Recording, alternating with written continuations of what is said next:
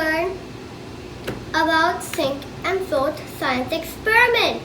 You'll need a bowl of water, a big bowl of water, and some toys. I got my diamond ring. It'll take some time to tell you, and you might get bored in this, so let's just get started. So let's take this ball and drop it in. It's floating, and you know why? Because it has less density. And when I put this diamond ring in, it sinks. And you know why? Because it has more density to sink. So the one which has less density will float, and the one which has more density will sink. Now let's try doing other stuff. They're all wet. Look at my hands.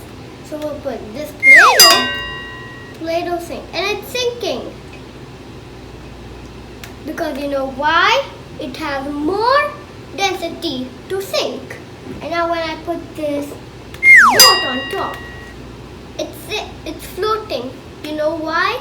Because it has less density. Now let's do some other toys. And then we'll put this one tiny, I flashed. Oh, that was quite funny. So anyway, this coin, when I drop this coin in, I'll put one more coin so you can see. I dropped it in, and it sinked. And you know why? It has more density to sink. And now we'll do this cone.